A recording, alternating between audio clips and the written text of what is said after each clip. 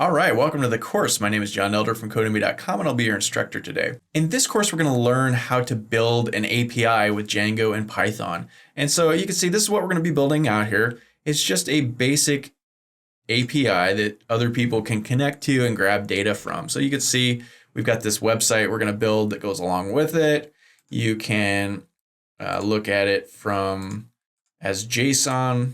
Here's the information. This stuff will be contained in a database. We'll learn how to do that, and that should be a lot of fun. So in the next couple of videos, we're going to jump in and start downloading the different tools that we need. Everything is free.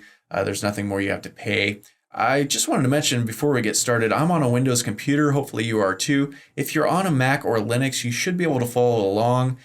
From time to time, there may be a command or something on the terminal that's slightly different. I'll try and point those out. If there's something I miss, because I just start thinking Windows and I forget about Mac and Linux, shoot me a quick message and I'll tell you what you need to do. Or you can Google it. A lot of times you can quickly find an answer, how to do such and such command on a Mac. It'll pop right up. But definitely send me an email if you can't figure it out.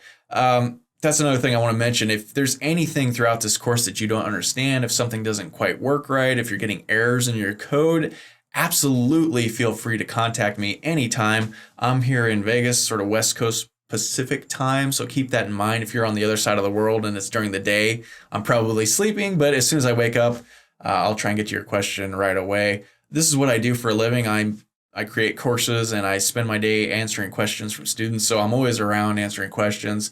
And I want to really make sure you understand this stuff. So if there's something even you just don't quite understand, if it's just not clicking, shoot me a message. Let me know and I'll walk you through it, and absolutely happy to do that. That's what you get from the course. That's included in the prize for sure.